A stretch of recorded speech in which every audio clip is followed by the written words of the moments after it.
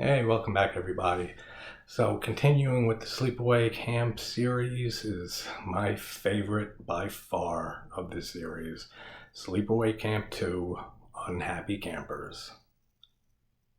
What a great film. What a fun film. One of my favorite slasher films by far. This is one of the few movies that I can think of off the top of my head that I really can't say anything negative about. I love this movie to death. I absolutely adore everything about this movie. But before I start talking about it, something that I found hysterical happened to me a few hours ago and made me think this is the time in the early days of this channel, early on. It's not even been 2 weeks since I started this channel.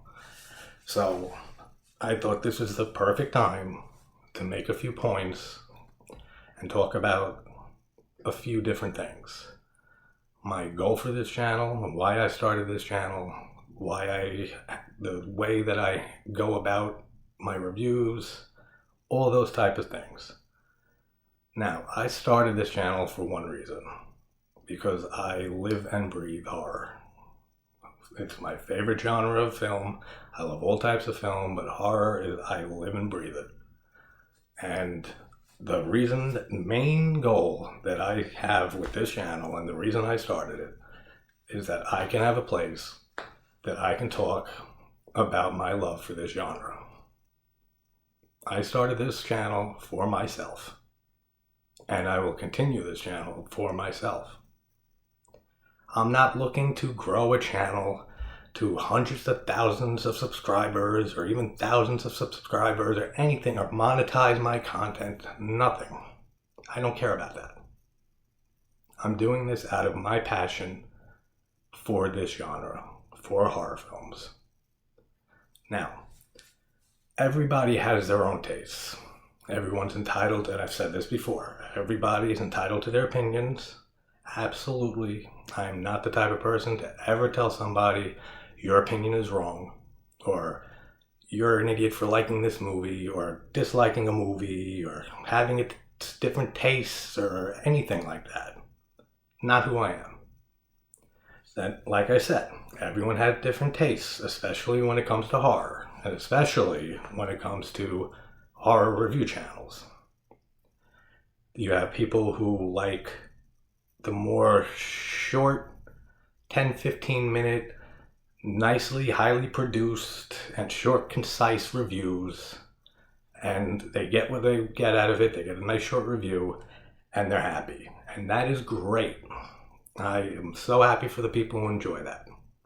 Then there's the other end of the spectrum, the people who have horror channels that I follow for years now, who really have the same amount of passion and love for horror movies that I do.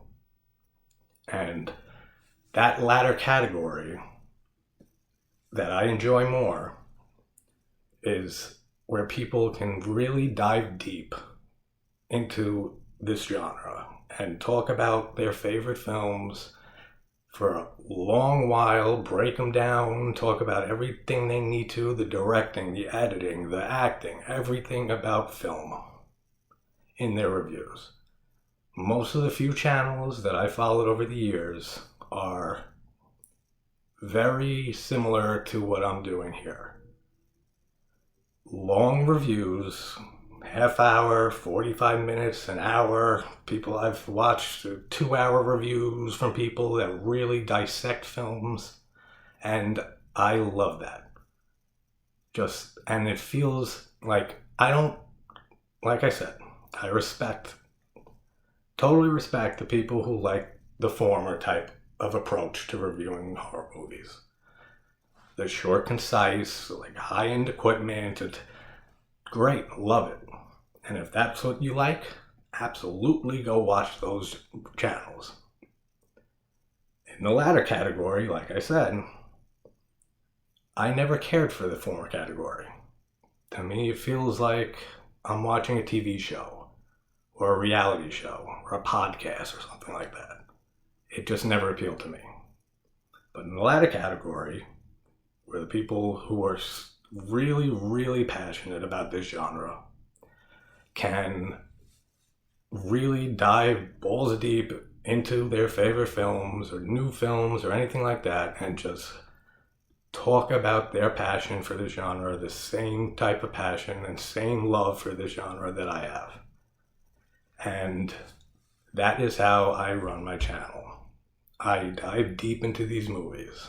I talk a lot about horror movies in my reviews, as you can see from the times and the length of all the reviews I've done so far. Some, it depends on the movie. Some 20 minutes, 25 minutes. Some movies are just so good and so great, and I have so much to talk about that they'll reach long lengths.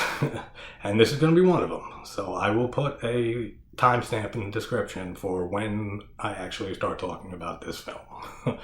But the reason, like I said, that I started this channel is for me. If I got like 50, 100 subscribers or viewers that consistently like what I do and are here just to hear my thoughts and opinions on films, horror films, and they enjoy it, bonus. Absolute bonus. Like I said, I'm not looking to grow a huge channel and monetize it and make money off it. I don't care about that.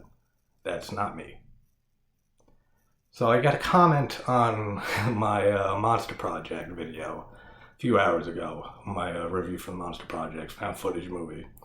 And it was the first found footage movie that I ever reviewed for the channel. So I'm talking about the genre of found footage in general to start it off. About 3 minutes. So I got a comment saying, I'm 6 minutes and 41 seconds into this video and still no movie. If I want to just watch the movie and not be told about it. Alright, now there's many different points to be made here. I do spoiler reviews. In-depth dissection spoiler reviews. Which means, for the few people that don't know what a spoiler review is I will be spoiling the movie for you. I will be talking all about the movie. I will go on tangents. That's just how I am. I love picking apart stupid things in films and things that don't make sense and stupid little observations. That's how I've always been. That's how I always watch movies. And it is like a hobby of mine. I love picking apart films and just stupid little observations and stuff. And that is what I'm going to continue to do as long as this channel is running. So, for people who don't like that type of style or approach to doing reviews, you have 3 different options. And especially, like I said, spoiler reviews are what I'm doing. Of course, down the line, like I start seeing movies that I haven't seen before, I'll do spoiler-free reviews and stuff, which is what a lot of people like. They just like hearing basic thoughts on a movie so they can form an opinion on whether they want to watch it. Don't watch a spoiler review, especially the lengths of some of mine, if you haven't seen the movie, is point A. Just don't. It makes no sense. If you want to see a movie, see that movie. And then, if you like that movie, then look out for reviews. And if you want to hear a lot more about it and other people's opinions and thoughts, that's great. But do not watch a spoiler review for movies you have not seen if you don't want them spoiled for you. It sounds like common sense, but God, I love the internet because there is such a lack of it on the internet. Common sense. Point B. If you don't like the approach that I have, the way I approach my reviews, don't watch. It's as simple as that. Like I said, there's people in the former who like the shorter, more concise things. People in the latter who like long dissections of film and talking about everything that there is to talk about and just sharing that passion with other people as passionate about this genre. So if you don't fall into that latter category, and it is the minority, that category, the former is much more popular. And I know this. It's a very niche ladder category that I approach my reviews with. And the people, the channels that I've been following for years that have the same approach.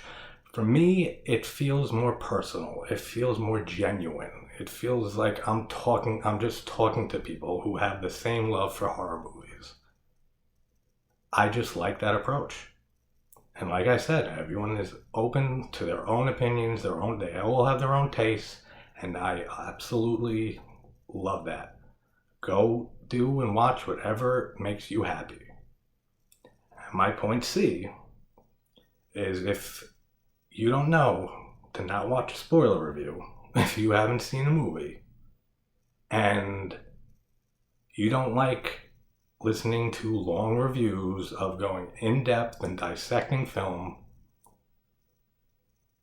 don't watch this channel. Like, straight up. Like, that's as honest as I can be. This channel's not for you. And that's fine. Absolutely fine.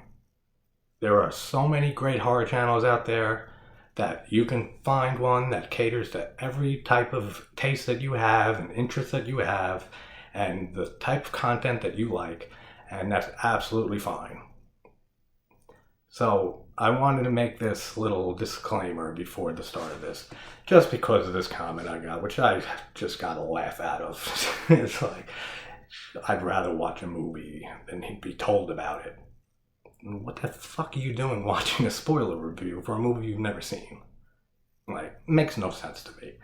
But, alright, let's dive into, as I said, my favorite in this series. And 12 minutes? So I will put that in the description that this review starts around 12-minute mark. 1988's Sleepaway Camp 2, Unhappy Campers. Directed by Michael A. Simpson, who also directed the third movie, Teenage Wasteland, and I love that movie too. Nowhere near as much as this one, but I absolutely love the third one too. So we have starring Pamela Springsteen, Bruce Springsteen's sister, and what a performance she gives in this and the third movie. Her performance is so good in these two sequels. I can't say enough about it. Like, she's just so good in her role as Angela in these movies. And just the campiness of this movie and how hilarious it is at times, and still has great kills and just great shots and great scenes and just amazing lines and amazing characters, and everything about this movie is just amazing to me. It's one of my favorite horror sequels of all time, without a doubt. And so we have, besides her, we have, as I've mentioned in my Intruder review, and if you haven't seen Intruder, 1989 slasher film, definitely check it out, because it has some of the greatest slasher kills in the genre, period, including my favorite slasher kill of all time. So definitely check out Intruder if you haven't seen that. So we have, and the reason I bring that movie up, is because we have the same actress in this movie, Renee Estevez, who I said in the Intruder review I did, I absolutely adored when I was growing up and I saw this movie. And then when I saw Intruder. Absolutely loved Renee Estevez. She was one of my huge crushes growing up. Just an adorable woman, so sweet, and just, I can't say enough about Renee Estevez. Every time I see her, it's just like, I don't know, it's just like, I'm so happy to see her in a film. And so let's get into the actual film here. So the camp is different now.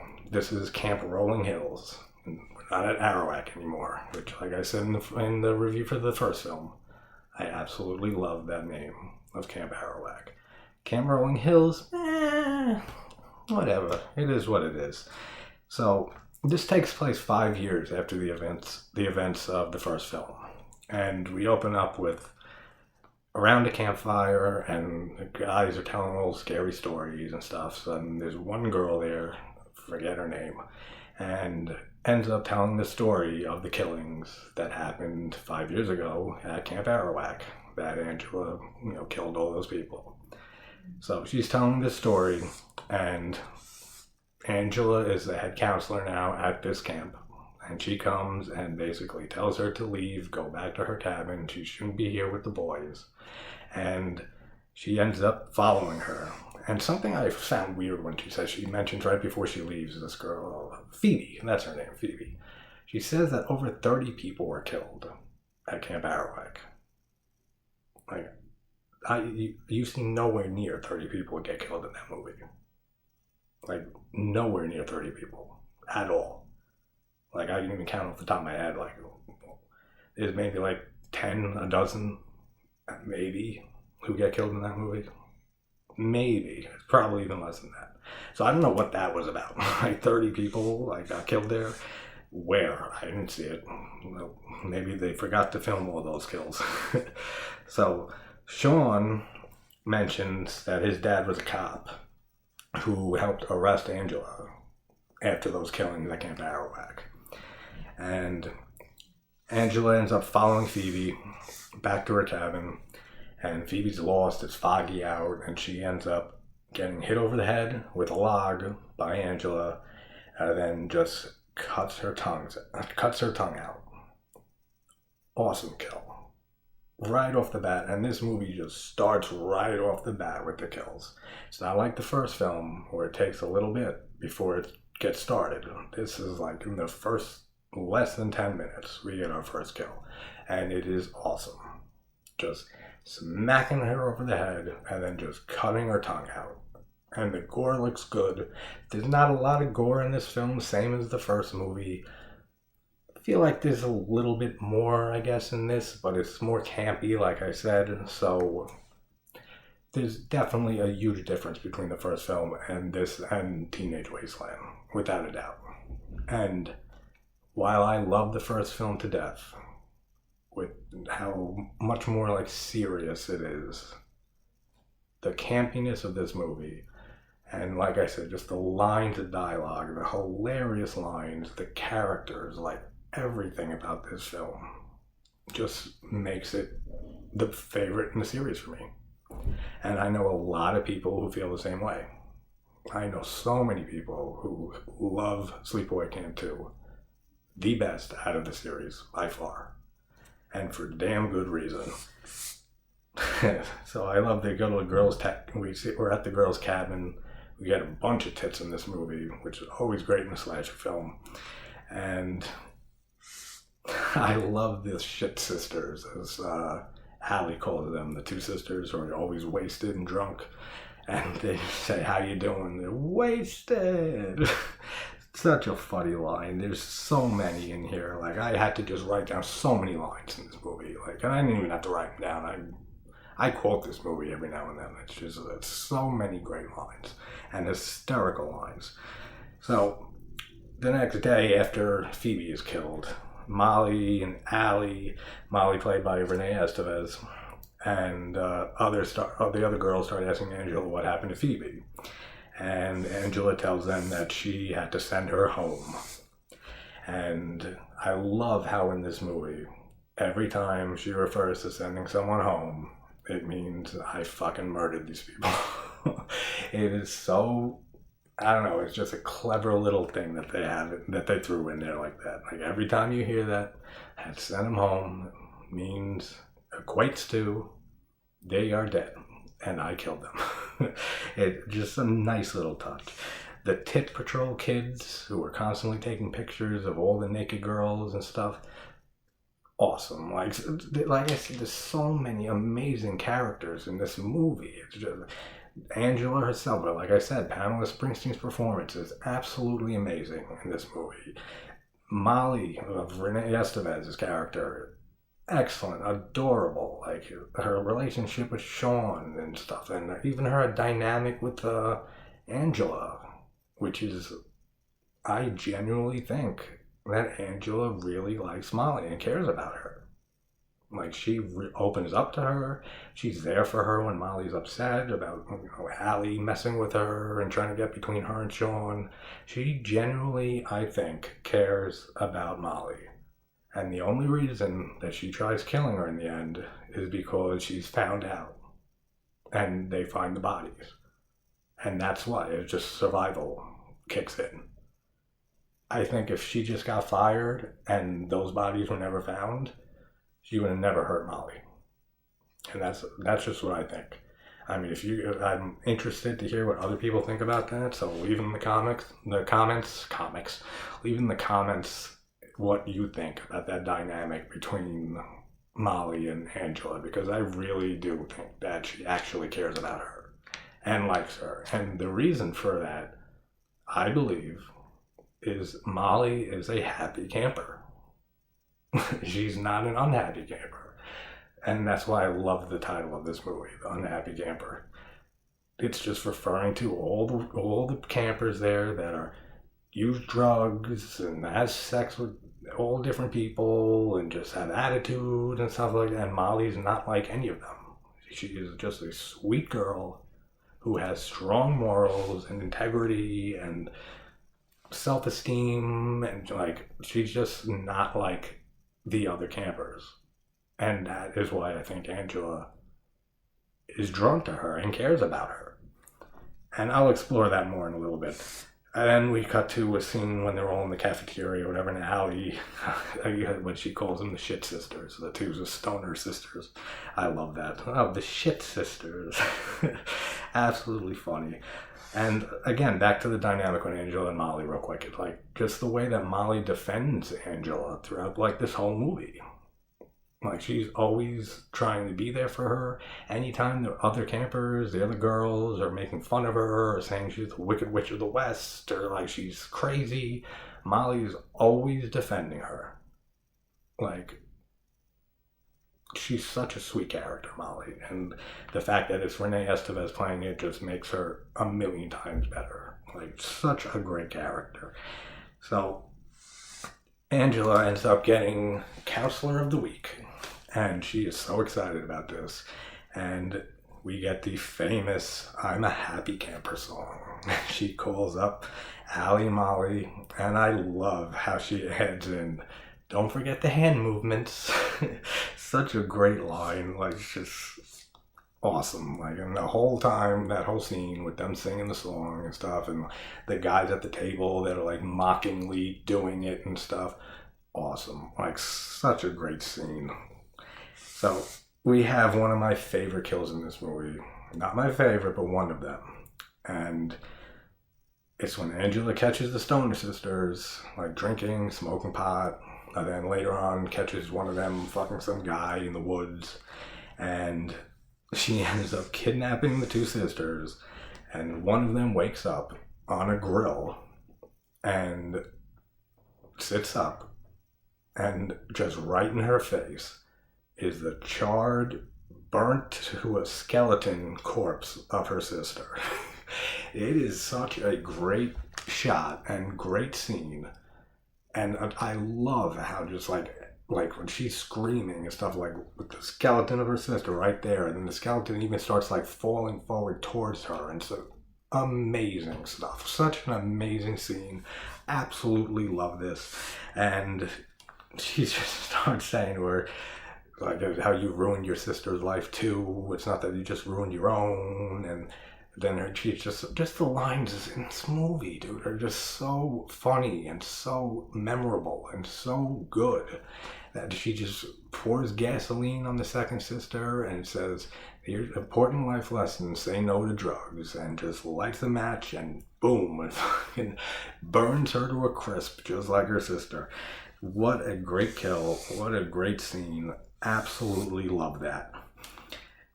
Sam and Molly's relationship is adorable in this movie. Like, Sam is an awesome character. Molly, I've already said enough about her. And they have such a cute little dynamic together. Like, they're both just genuinely good people. And even Angela says that about him, about Sean. Says that he's a good person and that he knows when he has a good thing or sees a good thing, in meaning Molly, when she's talking to her about Allie also likes him and stuff like that. And he's just, the dynamic between them is awesome. And I even wrote down again, God, I love Molly and Renee Estevez because I just can't say it enough. I love when Uncle John, the owner of the camp, says to Angela and says, next time, like, you please talk to me or TC before sending people home. And she says, like I already just did. And he says, oh, good one. Such a great line. Such great dialogue. So then the boys end up going on the panty raid. And I like... It's such a crazy scene too. Like, they go on and they run into the girls' cabin and they're just stealing their panties and they're like fighting each other, and one of the girls is like jumping on the guy's back and like, so funny. Like, it's just awesome. And then I love just how when Angela comes to break it up and stuff, and Sean is sitting on Molly's bed and she tells him to leave, and he just gives her like a quick little kiss and then walks out. That's adorable. Like, absolutely adorable. That's just such a nice little touch they added in there. So the girls have their plan to get their revenge on the boys by going and having a jockstrap raid and stealing their jockstraps. And TC's another character. TC, he's an amazing character. Absolutely love TC. He has such great lines in this movie. And one of them is right during this scene when he comes out and he sees the girls and the guys, fighting over the jockstraps and stuff. And he's like, all right, just call me when it's over. And shuts the door. Such a great line. Like, I'm going to keep saying that over and over again because it is a phenomenal. It's just so many great lines and dialogue in this movie. It's really unbelievable.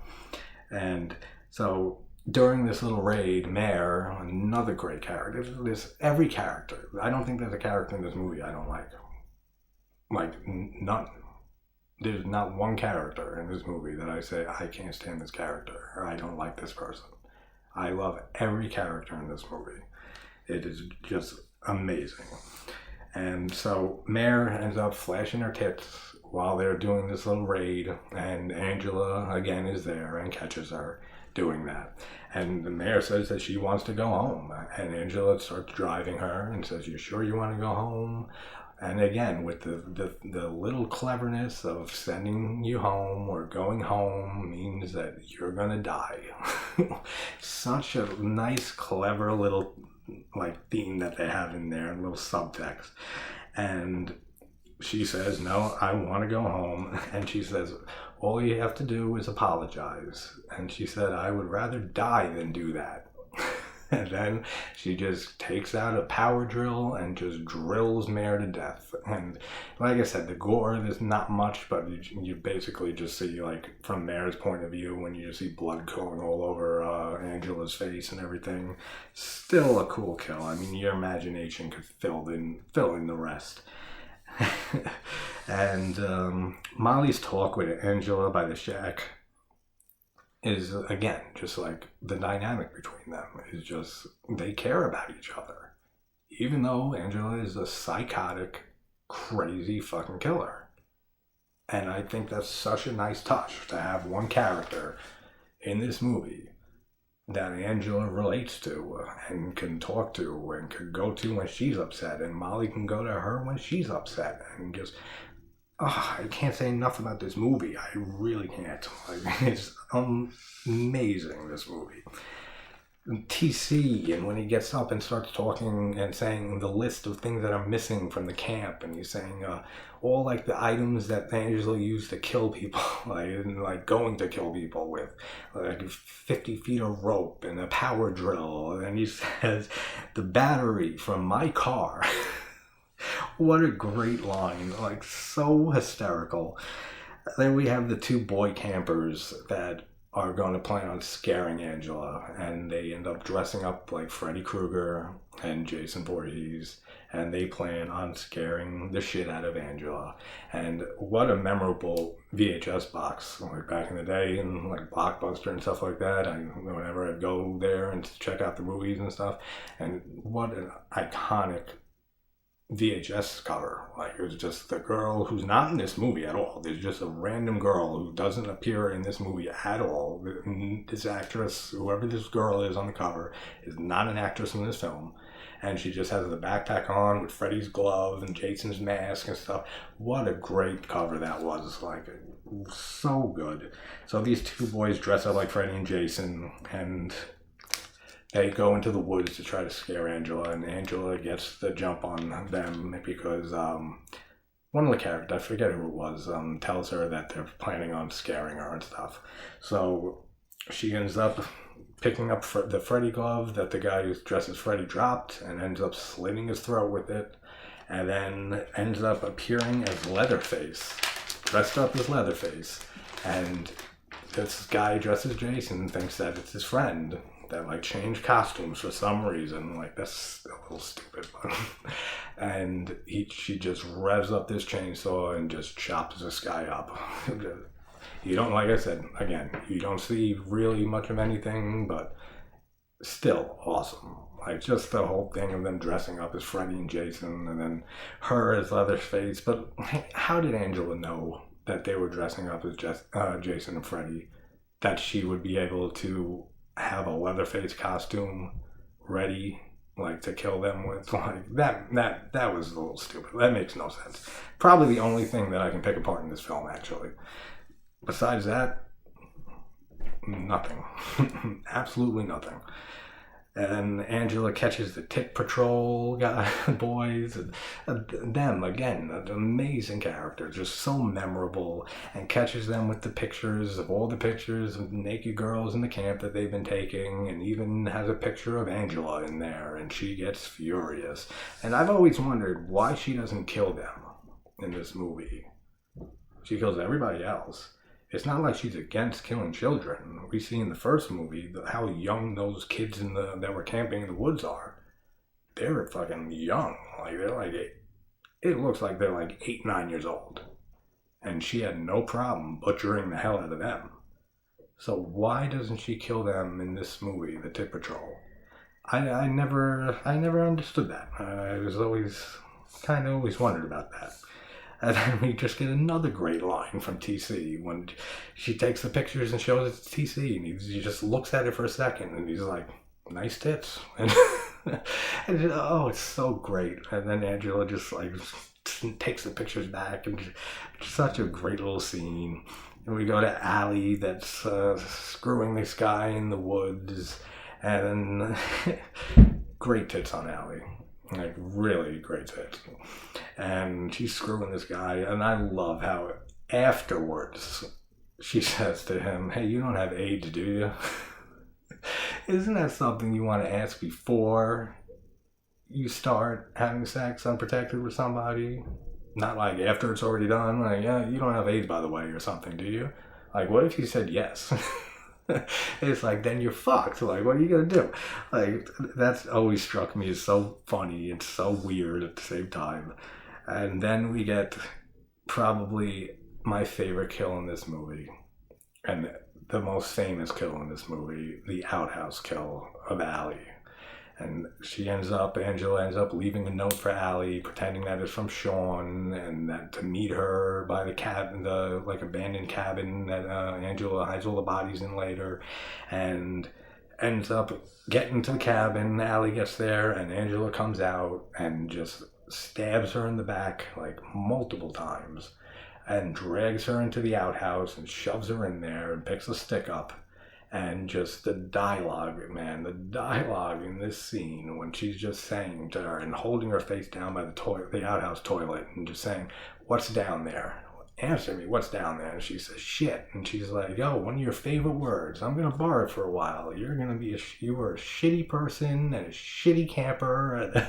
Just, amazing. Just such great dialogue, such great lines. And again, what else is down there?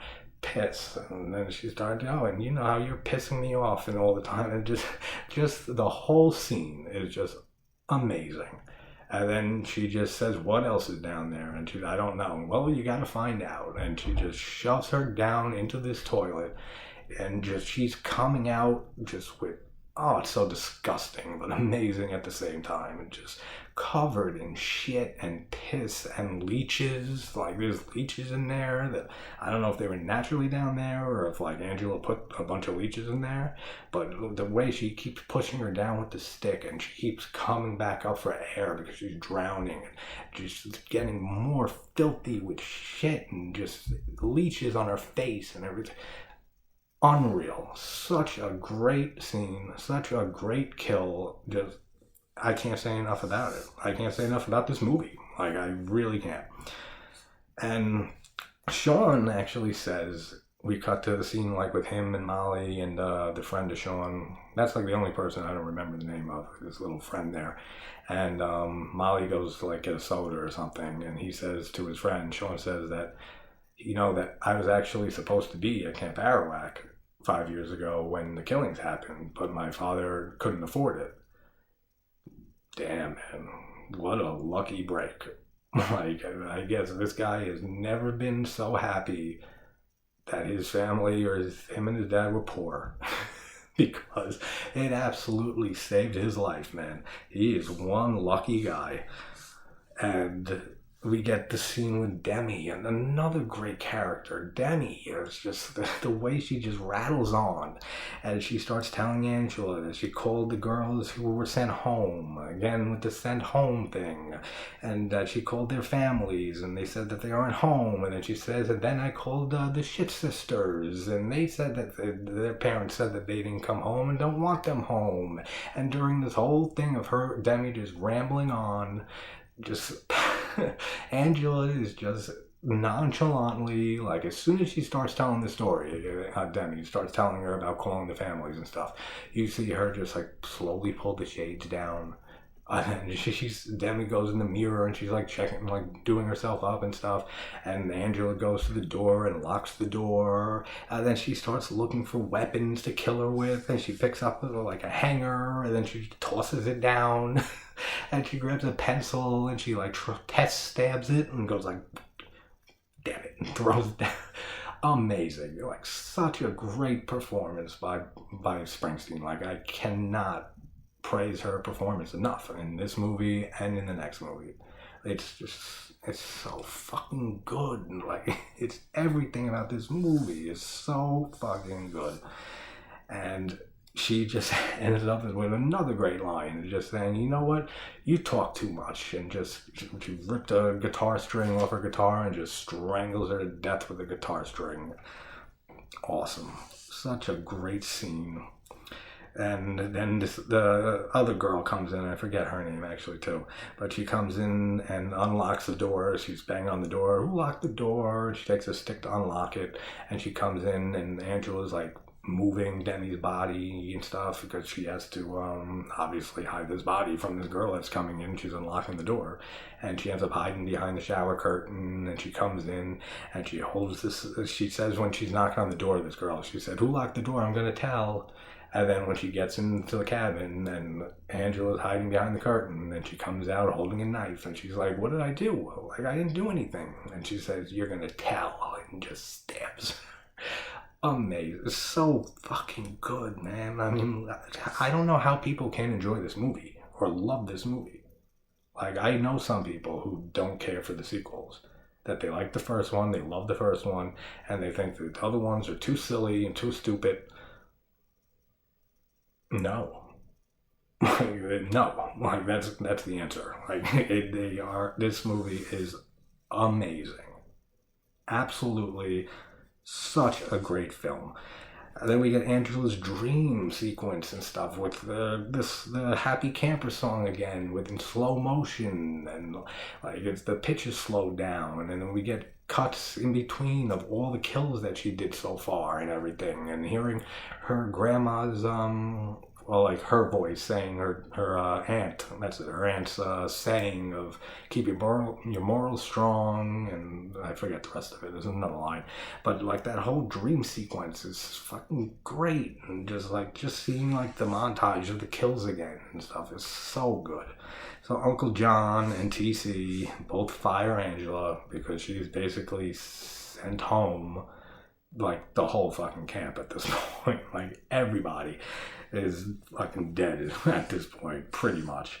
And Molly and Sean, Angela goes to Molly first and says that they just fired me and that she's all upset. And again, like I said, like with the dynamic between them, that as soon as she gets fired, she goes to Molly and she starts crying and she starts opening up to her and stuff. Like she genuinely cares for Molly and likes Molly because I think she sees herself like a younger self, like her younger self in Molly, just like a shy girl. And she even says it in one of the scenes when they're talking outside the cabin.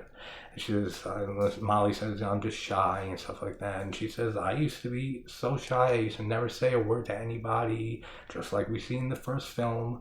And I think that's another reason that she just cares for her, is that she can relate to her. Like, it's like she sees her younger self in Molly. And I can't say enough about this movie. It's one of my favorite horror sequels of all time. It's one of my favorite slasher movies of all time in general. It's just such a fun, hilarious, memorable, just like amazing characters, amazing dialogue, amazing lines, amazing kills and after kills, and showing like the bodies and stuff afterwards, and the music and the everything. Like there's nothing bad I can say about this movie.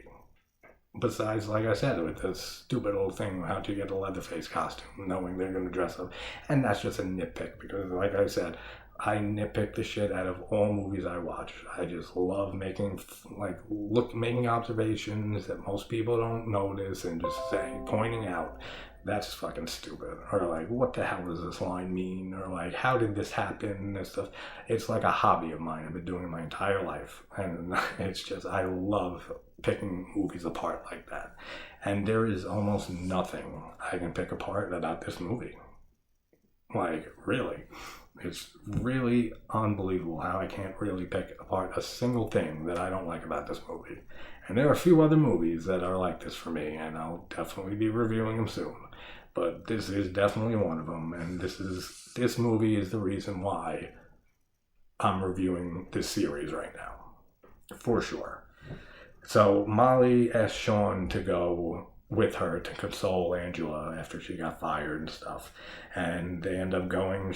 Molly knows that she hangs out at that abandoned cabin, so they go up to the cabin and they try consoling Angela, and then Sean ends up opening the shack and finding all the bodies. And what a great shot. Like, what a great scene where you just see all the dead bodies decomposing and flies everywhere, and oh, it's so fucking good. It's so good.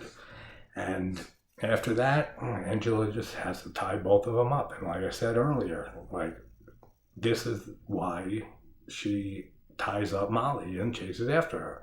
I really sincerely don't think that if they didn't find the bodies and Angela just got fired and left, she would have never harmed Molly at all.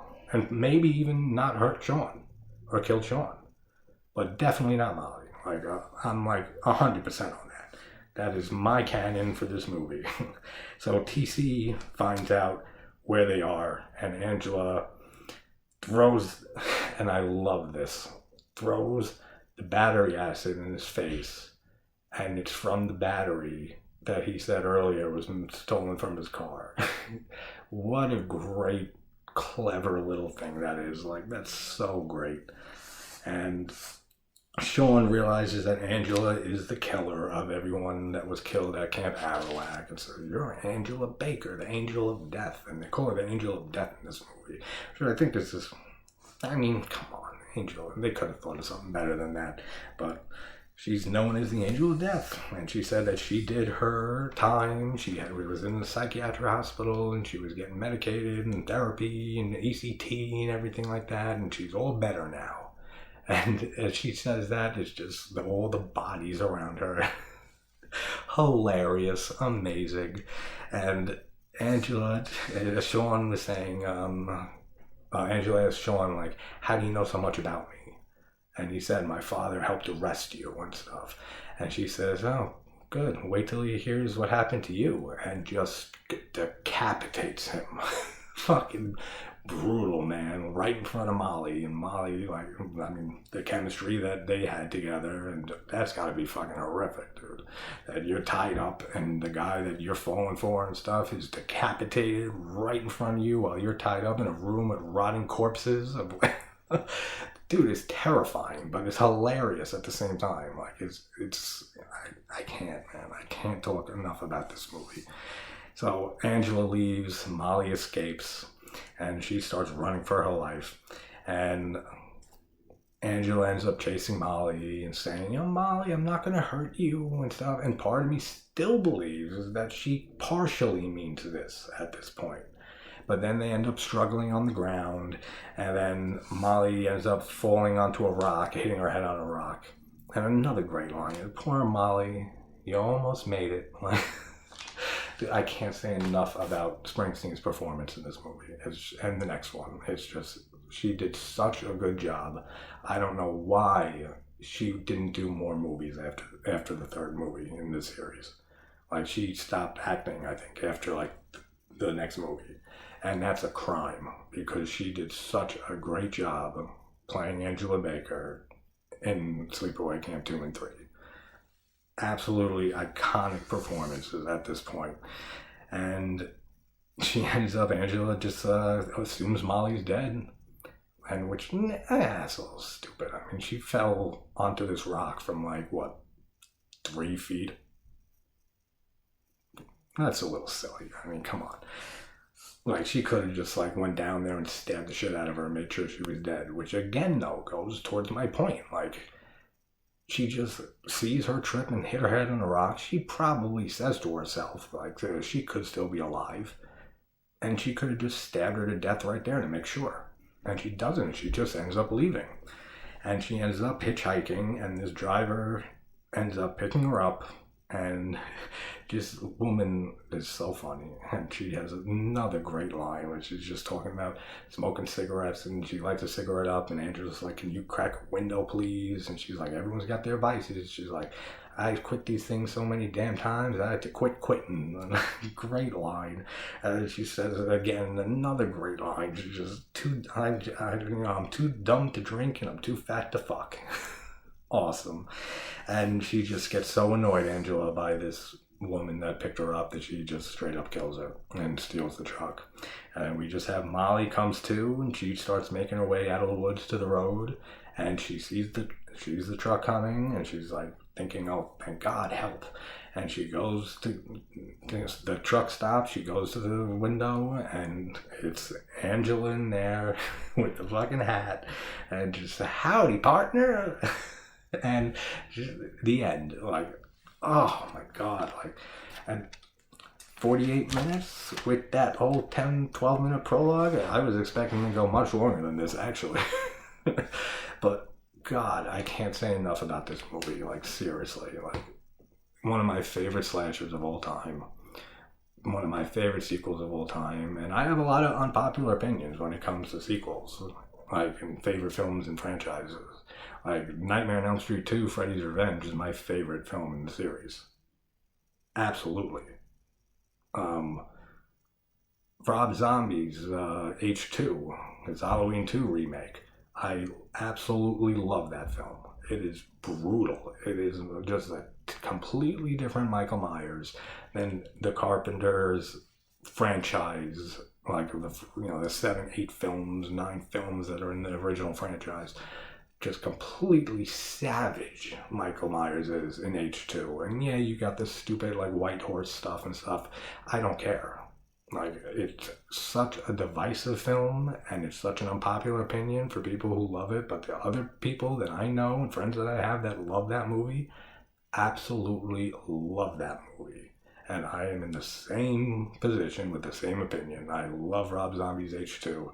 I'll definitely be reviewing that.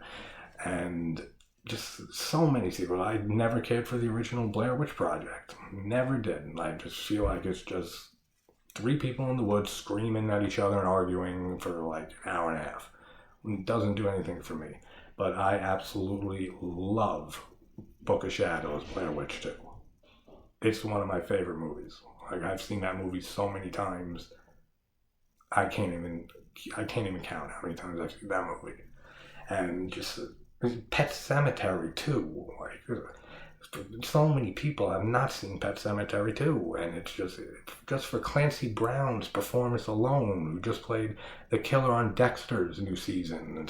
He's so zany in that movie, and it's such like a zany, crazy sequel. And it's the same director as the original Pet Sematary, which is crazy to me that they're so different.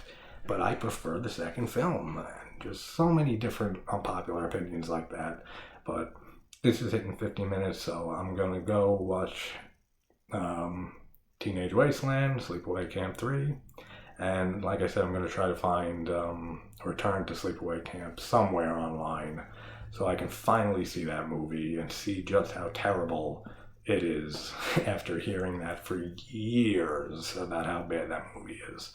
So very interested to see just how bad it is. Thank you guys for tuning in. Thanks for dealing with the first 12 minutes. And I will see you soon with the third installment in the Sleepaway Camp franchise. Take care.